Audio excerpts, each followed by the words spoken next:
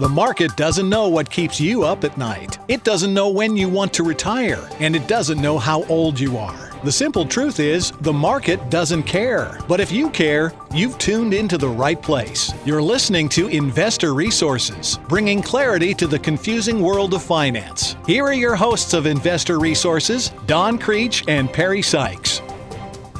I'm Don Creech. And I'm Perry Sykes, and welcome to the Investor Resources Podcast.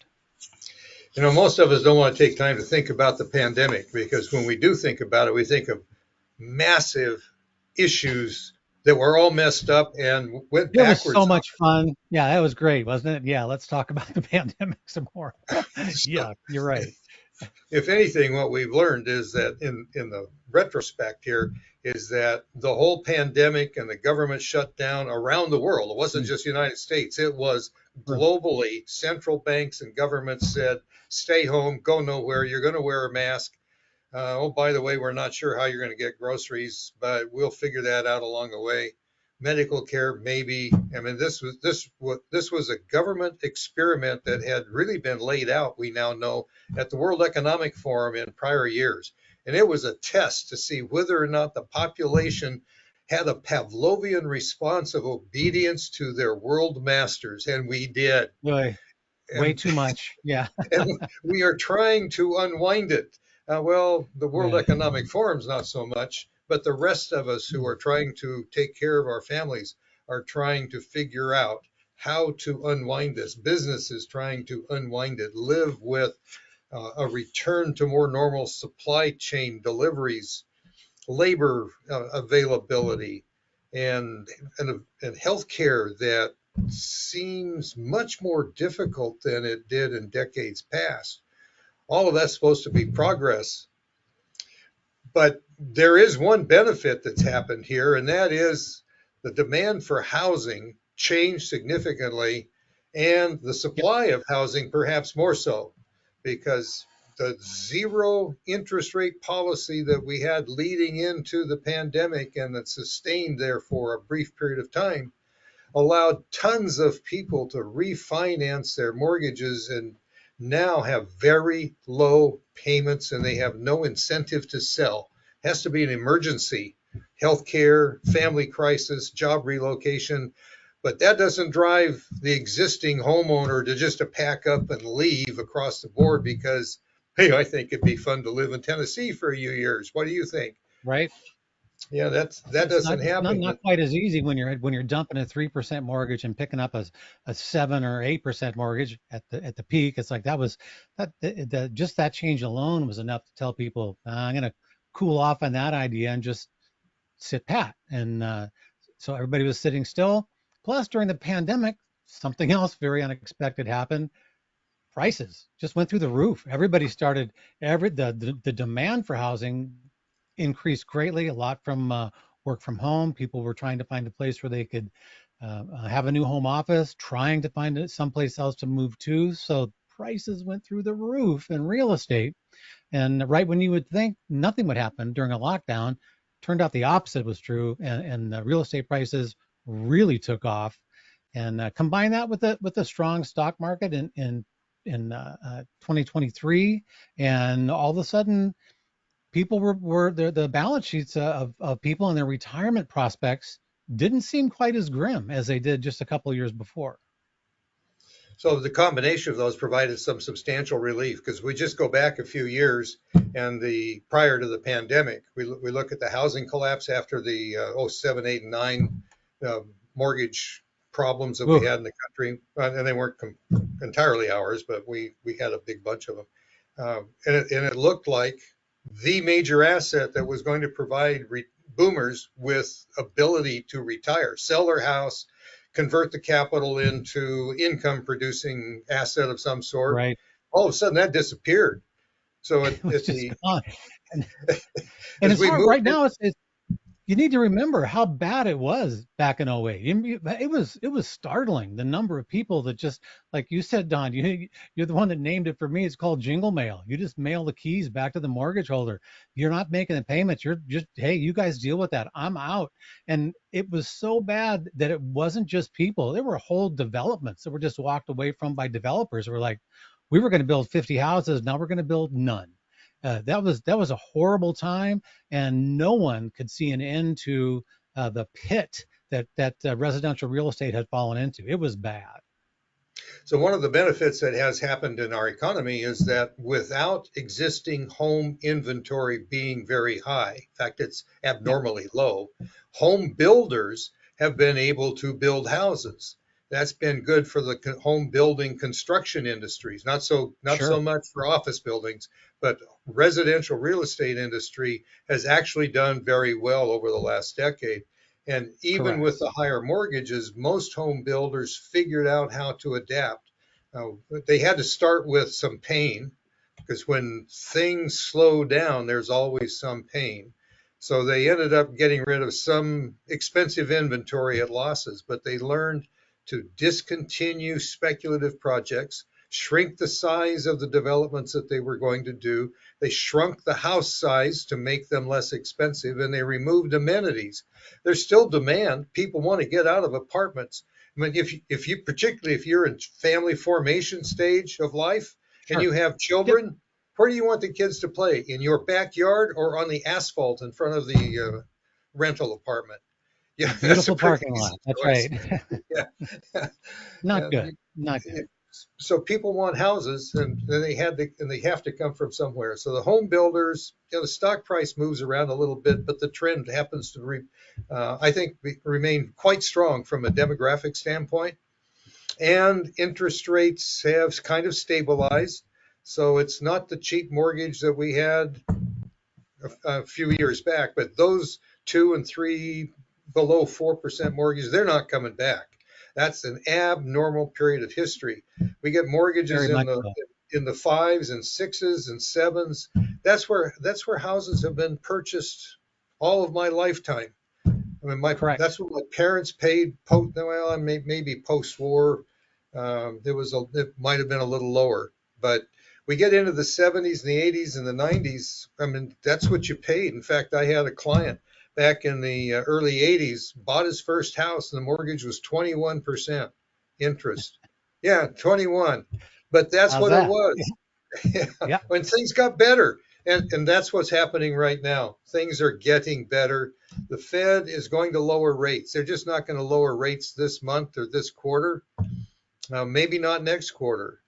But as the economy improves and wages pick up, we're going to see the pressure is going to ease on inflation. In fact, one of the early indicators of that, it's not in the stuff you prepped for us here today, but I was working on an article about the rent component of the inflation data that the Fed looks at. And the Right.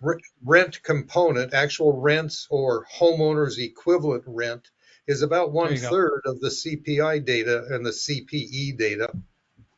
What's happening with actual rental rates is they're collapsing. They're below 2% on a month over month basis.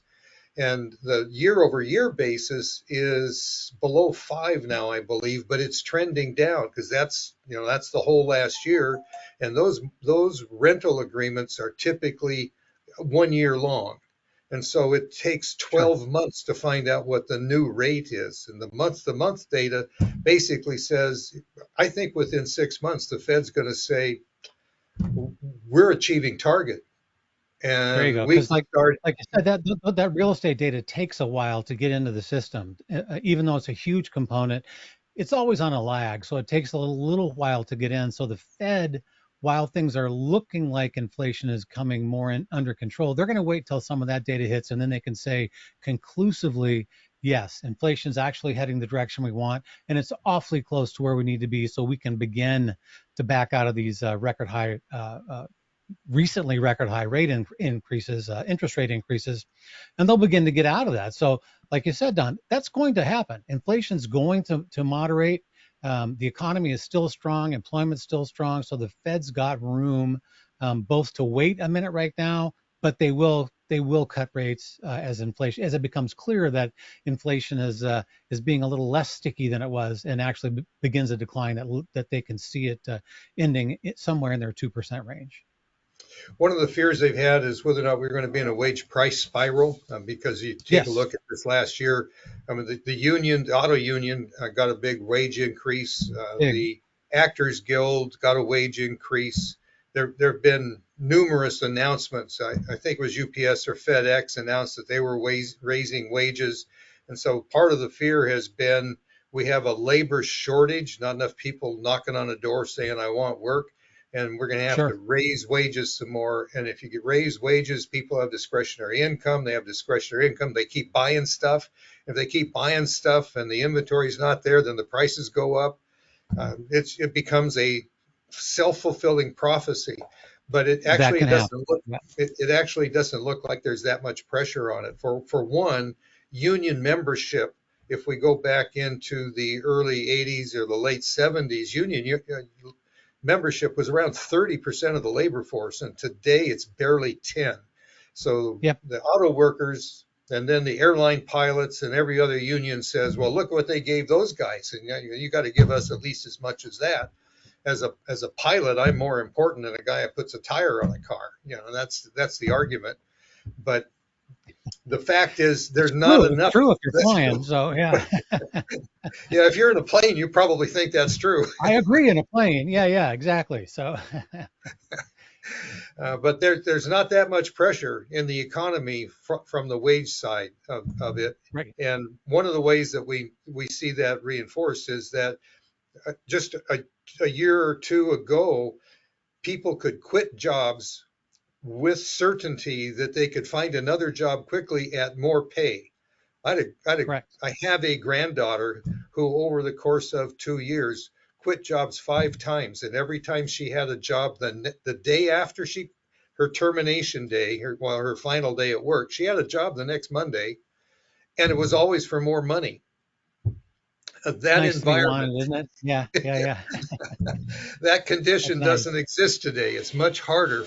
Yep, The quit rate is falling precipitously, and that means that the wage issue is subsiding. And Mr. Powell and the Fed board is not going to have to be overly concerned about that in the months ahead. correct. And as we just said, the falling rents, residential rents, is going to bring the inflation number, the data they look at, down into target range, and the interest rate cuts that Wall Street wanted today, they're Right, coming. They're just not coming this month, but probably not until second half. So the pandemic has generated some benefit, primarily for boomers, in that their net worth has increased, and as you said, along with the stock market rising over the last couple of well, over last year, we finally got out of the doldrums of the 22s. So correct. we had the bad year of the pandemic. Yeah, by the time we got done with the end of the year, it was kind of so. It was still below average returns. But that's a problem for people today because they're looking back over the last couple of years and saying, yeah, I don't think I made any money. Well, Right, we just look at the last 2 years. The news has been full of all-time highs. The S&P is an all-time high. The Dow made another all-time high. Not today, but recently it's been one after the five in a row. So correct. people think, well, I should finally be getting really healthy. And you look at your statement and say, I haven't made any money in 2 years. It's just flat. And that is a problem for financial planning. And whether you're planning your retirement, your kids' college education, trying to save money for a house, the issue is what are you doing along the way to manage the impact of the market on your personal resources? Because this is not a market that's made for um, slacking off. Somebody's got to pay Correct. attention to what's going on. And if you're not going to do it, you need to find some active management process that will give you adjustments when the market, the economy, events go sideways, because they will. And they do often. And you do need somebody that's willing to make those changes. And if your advisor handed you that pie chart, they're telling you right when they hand that to you, we're not willing to make the change. We're not going to do anything. Our only safety net for you is time. in the next decade, this will work its way out, and we're going to let you wait. We're not going to try to do anything to mitigate that risk for you now. And we just don't think that's good enough anymore. Things change too often, and they change too dramatically to just sit by and let it happen. You don't want to let the market just walk over you. You need to be able to get out of the way and go for the ride when it's time. That's what we do. Yeah, it was a little over a decade ago. You remind me, I'm going to take a rabbit trail here, but you remind me of a webinar that I did a little over a decade ago for women workers in federal employment, women of federal employment. And I discussed the demographic changes that were going on, and I would discuss what you just referred to as the modern portfolio theory pie chart of risk management. And Right. after I got done, a young lady came up to me and she said, "I'm really mad at you." I said, "Oh, really?" Yeah, she said, "I just selected this target date fund for my retirement date, and you just blew my whole theory and comfort level apart. This isn't going to work for me, is it?" I said, "Probably not. You have to understand the underlying assumptions." And interestingly enough, we're more than a decade downstream, and I get an email from her asking some questions, and I respond, and I finally said, I think this is easier if we have a phone call. So she's 57. Her 3 kids are now out of college. And guess what? She and her husband are ready to save money for retirement. And now she's trying to figure out, what do I do? She says, "I remember your presentation at that federal employee meeting, and I want some guidance because I've been with," and she named a major brokerage firm. And she said, "I'm not happy with, because they don't do anything. They just tell me it'll all be okay." I said, "Well, yeah, that's what they get paid to do is hold your hand." Yep. That's it. If you want things to be changed, you have to tell them. The modern portfolio theory is not active management. It's client expectation management to keep you in the fold. If you want a portfolio strategy that's going to adapt to the new world, you have to do things differently. And if you want to talk to us about that, contact information's coming up. Subscribe to our podcast. If you do that, well, send us an email. My goodness, we'll send you weekly updates on what we're thinking about, what's going on in the economy. And we run monthly webinars that are free, informative, educational. It's not a sales pitch. We want our clients to understand how markets work and how we adapt to their portfolios to those changes in the marketplace. You will be smarter if you spend some time with our material. Look forward to talking with you. Give us a call. Subscribe to the podcast down below. Have a great day.